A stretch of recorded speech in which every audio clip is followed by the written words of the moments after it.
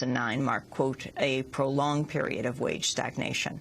Earnings for high school graduates dropped an average of $3 per week, and earnings for college graduates dropped an average of $5 per week. The wage stagnation preceded the current recession, with wages falling even as the nation's economy expanded from 2002 to 2007. Speaking at a factory in Kansas City Thursday, President Obama said he thinks the U.S. economy is headed to recovery. And I've said since I took office that my administration will not rest until every American who is able and ready and willing to work can find a job, and a job that pays a decent wage and has decent benefits to support a family. We're not there yet. We've got a long way to go. But what is absolutely clear is we're moving in the right direction. A new analysis shows wealthier Americans have a higher rate of mortgage defaults than the rest of the population. According to the New York Times, more than 1 in 7 homeowners with loans exceeding $1 million are seriously delinquent. By contrast, the delinquency rate for mortgages below the $1 million mark is about 1 in 12. The U.S. has denied a visa to a prominent Colombian television journalist to attend a fellowship at Harvard University. The journalist, Holman Morris, has been highly critical of outgoing Colombian President Alvaro Uribe, a key U.S. ally. Morris has helped document Uribe's ties to right-wing paramilitary groups responsible for scores of human rights abuses in Colombia. Uribe has called Morris, quote, an accomplice of terrorism for covering the rebel group, the Revolutionary Armed Forces of Colombia, or FARC. The Colombian government has also tapped Morris's phone and threatened prosecution. Morris was one of 12 journalists selected for Harvard's Nieman Foundation program beginning later this year. But U.S. officials say he's been deemed permanently ineligible for a visa under the terrorist activities section of the USA Patriot Act.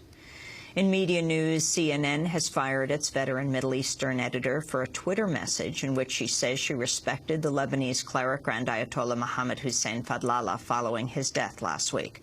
Fadlallah was Lebanon's most eminent Shia cleric. In her Twitter post, Octavia Nasser wrote, quote, sad to hear of the passing of Syed Mohammed Hussein Fadlallah, one of Hezbollah's giants I respect a lot, she wrote.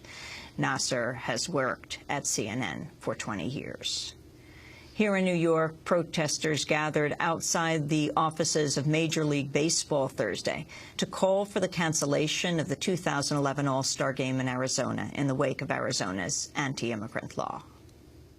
The world is watching Major League Baseball, and they need to make a choice of who they're going to stand with, the racists in Arizona or the millions of fans who support the league and come to the games and say enough is enough, let's not reward behavior that makes it dangerous for fans and players to be in Arizona. And newly released archives show President Richard Nixon and his then National Security Advisor Henry Kissinger privately admitted to a CIA assassination attempt in Chile. Nixon and Kissinger were in the midst of a campaign to overthrow Chilean President Salvador Allende at the time of the tape in June 1971. On the recording, Kissinger and Nixon joke about a CIA attempt to kill the top Chilean army commander who supported Allende. The general, René Schneider, was killed in 1970 by right-wing Chilean military forces. In an apparent reference to Schneider and the CIA, Kissinger says, quote, when they did try to assassinate somebody, it took 3 attempts and he lived for 3 weeks afterwards. Kissinger has long claimed the CIA broke off contact with Schneider's killers before the 3rd attempt on his life. The U.S. helped overthrow Allende 3 years later, leading to a military takeover by General Augusto Pinochet. In related news, other recently disclosed archives show the Nixon administration drew up plans for a nuclear attack on North Korea. Nixon reportedly ordered nuclear bombers on standby after North Korea shot down a U.S. spy plane in 1969. And those are some of the headlines. This is Democracy Now!, democracynow.org, The War and Peace Report. I'm Amy Goodman with Juan Gonzalez. And welcome to all of our listeners and viewers around the country and around the world. Leading